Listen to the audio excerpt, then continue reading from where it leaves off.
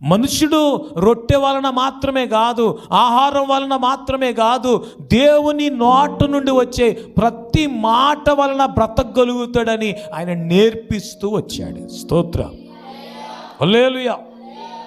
ఏం నేర్పిస్తూ వచ్చాడు ఆయన? ఆహారం వల్లనే కాదు, దేవుని నోట నుండి వచ్చే ప్రతి మాట వలన మనుషుడు బ్రతకగలుగుతాడని ఆయన నేర్పిస్తూ వచ్చాడు. ఇశ్రాయేలు ప్రజల అరణ్యంలో 40 సంవత్సరాలు వారు దేవుని యొక్క నడిపింపులో ఉండి దేవుని చేత నడిపించబడ్డారు. పగలు ప్రభువారిని మేఘ స్తంభముగా ఉండి నడిపించాడు. స్తోత్రం. మేఘము కిందే నడిచేవారట. స్తోత్రం. మేఘం యొక్క అడుగు జాడల్లోనే నడిచేవారట. అందుకే వారి కాలు వాయలేదు, చెప్పులు పాతకెళ్ళలేదు, బట్టలు పాతకెళ్ళలేదు. ఆకలి దప్పికంటేనే తెలియదు వారికి. ఎందుకంటే మన్నాతో ప్రభువారిని పోషించారని బైబిల్ చెప్తోంది. స్తోత్రం, హల్లెలూయా. ఒకసారి చదువుదాం. ద్వితీయోపదేశ కాండం 8వ అధ్యాయం 2-3 వచనాలు ఒకసారి చదివి చూద్దాం. 3వ వచనాన్ని చదివితే సరిపోద్దేమో. ఆహారము వలన మాత్రమే కాకుండా యెహోవా సెలవిచ్చిన ప్రతి మాట వలన నరులు బ్రతుకుతారని మీకు తెలియజేయటానికి నిన్ను అణచి నీకు ఆకలి కొలగజేసి నీవే గాని నీ పితరులే గాని ఎన్నడూ ఎరుగని మన్నాతో నిన్ను పోషించాడు. స్తోత్రం. మంచిగా చెప్పాలి. ఆహారం వలన మాత్రమే బ్రతకరు మనుషులు. మరి దేని వలన బ్రతుకుతారు? నీ జీవితంలో నిజమైన పండగ ఎప్పుడు? నిజమైన విందు ఎప్పుడు? నిజమైన వినోదము, ఆనందం ఎప్పుడు నువ్వు సంపాదించుకోగలుగుతావు? దేవుని నోట నుండి వచ్చే ప్రతి మాట నీకు ఒక విందుగా మారినప్పుడు. స్తోత్రం. అదే నీకు పసందైనప్పుడు, అదే నీకు ఆనందమైనప్పుడు నువ్వు బ్రతుకుతావు. నా దేవుడు నీకు అది తెలియచేయటానికి ఆయన కోరుకుంటున్నాడు. స్తోత్రం. వారు 40 సంవత్సరాలు దేవుని చేత పోషించబడి నడిపించబడి అలసట లేని, ఆయాసము లేని ఆనందమయ జీవితం జీవించారని నీవు కూడా తెలుసుకోవాలని ఆయన నీవు గాని నీ పితరులు గాని ఎరుగని, ఎన్నడూ ఎరుగని మన్నాతో పోషించినట్టే ఇది నాన్న నీకు మన్నా ఏదనంటే నా దేవుని వాక్యమే పరలోకపు మన్నా. స్తోత్రం, హల్లెలూయా. ఆయన వాక్యం వింటున్నప్పుడు యేస్కేలు అంటాడు, ఆయన మాటలు నేను భుజించగా అవి నాకు తేనె వలె మధురముగా అయిపోయాయి అంటున్నాడు. స్తోత్రం. మంచిగా చెప్పాలి. మీరు తర్వాత చదువుకోండి. యేస్కేలు గ్రంథం 2వ అధ్యాయంలో ఆయన మాటలు నేను భుజించగా నా నోటికి తేనె వలె మధురముగా అయిపోయింది అంటాడు. దేవుని మాటలు వింటున్నప్పుడు ఇలాంటి మధురానుభూతి ఎప్పుడైనా పొందావా? మనుషులకి ఇంకెప్పుడు వారి దేహాన్ని పాడు చేసే, ప్రాణాన్ని కకలావికలం చేసేసే వాటి మీదే దృష్టి తప్ప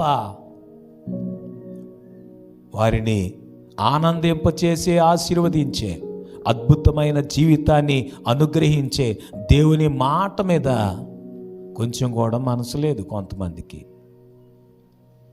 మీరు అందులో ఉంటే గనక మారు మనసు పొందండి. దేవుని మాట వలన మీరు బ్రతుకుతారు. స్తోత్రం. చెప్తారా మంచిగా? దేని వలన బ్రతుకుతారు? ఆహారం వలన మాత్రమే కాదు. ఆహారం అసలు అదేంటదంటే మ్యాటరే కాదు అని బైబిల్ చెప్తోంది. స్తోత్రం. చెప్పాలి. ఎక్కడో చదివాను ఒకసారి మంచి మాట, అది బాగున్నదని చెప్తున్నాను. బ్రతకటానికి తిను, అంతేగాని తినడానికే బ్రతక్కు. స్తోత్రం. దేనికి తిను? ఆహారం అవసరం. ఉండగా ఈ వైద్యులు మనుషులను అసలు ఆహారమే తినొద్దు అంటున్నారు. స్తోత్రం. ఏం చేయొద్దు అంటున్నారు? ఆహారం తినొద్దు అంటున్నారు. మీకు తెలుసా, కొంతమందిని గడ్డి తినమంటున్నారు. ఏం గడ్డి పాస్టర్ గారు అంటే గోధుమ గడ్డి. ఏ గడ్డి? గోధుమ గడ్డి అయితే ఒకటి, శనగల గడ్డి అయితే ఒకటి, జొన్న గడ్డి అయితే ఒకటి కాదు, గడ్డే. స్తోత్రం, హల్లెలూయా. అడ్డమైన దానిలా తినేస్తే చివరికి గడ్డే. స్తోత్రం, చెప్పట్లేదు. అందుకనే దేవుని రాజ్యం అంటే ఏంటో మనకు అర్థమైతే భోజనమే, పానమే, వాటి మీద దృష్టి పెట్టటమే పనిగా బ్రతకకుండా నీతి, సమాధానం, పరిశుద్ధాత్మలో ఆనందాన్ని వెతుక్కునే అద్భుతమైన ఆత్మీయ జీవితం జీవించగలుగుతావు. స్తోత్రం చెప్దామా మంచిగా? హల్లెలూయా. మనం చదువుదాం ఒకసారి. యేసు ప్రభు వారు ఒకసారి పరిసయ్యులు, సద్దూకయ్యులు అనేవారి పులిసిన పిండిని గురించి జాగ్రత్తగా ఉండండి అని చెప్పారు.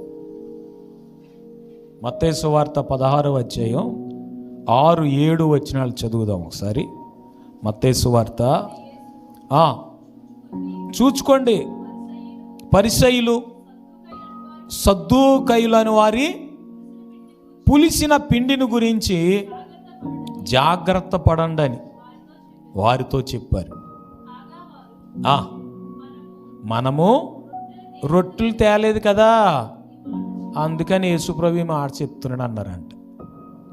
యేసుప్రభు ఏం చెప్పారనంటే, కొంచెం జాగ్రత్తగా ఉండండి బాబు. పరిసయ్యులు, సద్దూకయ్యులు పులిసిన పిండి లాంటి వాళ్ళు. ఈ పులిసిన పిండి కొంచెమైనా మొత్తం ముద్ద అంతా కూడా ఏం చేస్తుంది? పులి చేసేస్తుంది. కనుక మీరు పులిపిండి లేని వారుగా బ్రతకాలి. స్తోత్రం. ఏం లేని వారుగా బ్రతకాలి? మీ పిండి ముద్దలో నీతి, సమాధానము, పరిశుద్ధాత్మ అందల ఆనందమే ఉండాలి. వాటికి మించి, వాటికి సంబంధం లేనిది ఏది మీ జీవితపు పిండి ముద్దలో ఉండకూడదు అని ప్రభు చెప్తుంటే వీళ్ళు అంటున్నారు, మనం రొట్టెలు తేలేదు కదా. ఏం తేలేదంట? రొట్టెలు తేలేదు కదా. అందుకే దేవుని బిడ్డలు ఈ భోజనమే జీవితంగా బ్రతకూడదు. స్తోత్రం చెప్పాలి మంచిగా. దేవుని రాజ్యం అంటే భోజనం, పానం కాదు. అసలు మ్యాటర్ లేదు. అది మరి ఆకలితో ఉండమంటాడా అని అంటే కాదు. ఆయన నిన్ను మన్నాతో పోషిస్తానని చెప్తున్నాడు. స్తోత్రం చెప్దామా మంచిగా? హల్లెలూయా.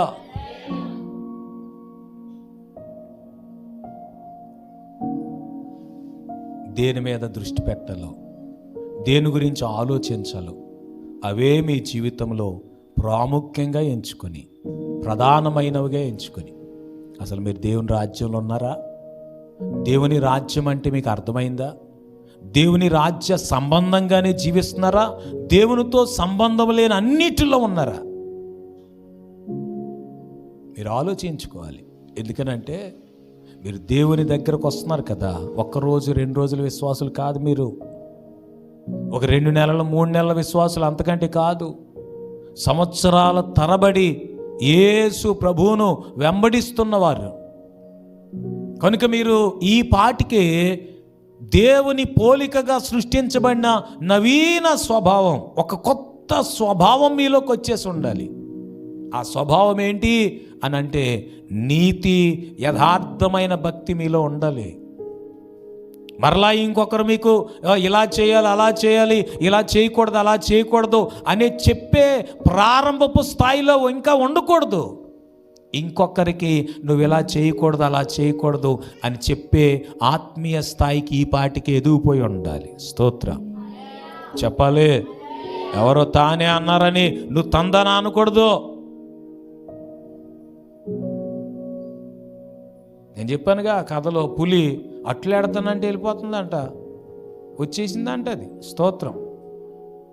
తీరజూత అక్కడికి వెళ్తే బాగున్నాయి అని వాళ్ళు 2 తినేశారంట. ఏంటి? దానికి కొంచెమన్నా బుద్ధి ఉండాలండి. అట్లు లేవని మొత్తం ఇల్లంతా ఎత్తుక్కుంటే ఎలాడి కట్టిన గుమ్మడికాయ ఒకటి దొరికిందంట. పులికిని గుమ్మడికాయ సంబంధం ఉందండి? ఆ గుమ్మడికాయ మెల్ల వేసుకుని వచ్చేస్తుందట. స్తోత్రం. మిగిలిన సంగతి సరదాగానో లేక నవ్వుకోవటానికో చిన్నపిల్లలకి చెప్పడానికో బాగుంటుంది, కానీ మనకు అవసరం లేదు కనుక. అసలు మ్యాటర్ ఏంటనంటే అట్లుకి పులికి సంబంధం ఉందా? బైబిల్ అంటుంది దేవుని పిల్లలకు విగ్రహములతో ఏంటి సంబంధం? స్తోత్రం. నీతికి దుర్నీతితో ఏంటి పొత్తు? వెలుగుకు చీకటితో ఏంటి సంబంధం? విశ్వాసికి అవిశ్వాసితో పాలేంటి? అలాగే దేవుని రాజ్య వారసులకి, దేవుని రాజ్య సంబంధులకి లోకంతో, లోక సంబంధమైన విందులు వినోదాలతో, హల్లెలూయా హల్లెలూయా, దేనికి పోగేయాలి జనాలు? నువ్వు ఎవరైనా వాక్య ప్రకారం చేయట్లేదనుకో, ఏ పుల్లమ్మ ఎల్లమ్మ నువ్వు ఇలాగే చేస్తున్నావేంటి, ఇన్ని సంవత్సరాల విశ్వాసవి, నువ్వు ఇలా చేయకూడదు, నువ్వు ఇలా ఉండు అని నేర్పించడానికి బయలుదేరు. ఒకరిని ప్రార్థనకి ప్రోత్సాహపరచు, వాక్య ప్రకారంగా బ్రతకటానికి ప్రోత్సాహపరచు. 100 మందికి చెప్పు, ఒక్కరైనా వింటారు. స్తోత్రం. 100 మంది ఏమి వినరు. భోజనాలకి అయితే 100 మందికి 150 మంది పోగైపోతారు. కానీ మన దృష్టి భోజనం మీద కంటే దేవుని వాక్యం మీద, ప్రార్థన మీద, భక్తి మీద, మనము నీతిగా బ్రతకగలుగుతున్నాము లేదా దాని మీద పెడితే నా దేవుడు సంతోషిస్తాడు. స్తోత్రం. నిజంగానే మీకు సంతోషకరమైన జీవితాన్ని నా ప్రభు ఇస్తాడు. ఈ భూమి మీద మనకు కనిపించే వినిపించేవి ఇప్పుడు ఉంటాయి, తర్వాత ఉండవు.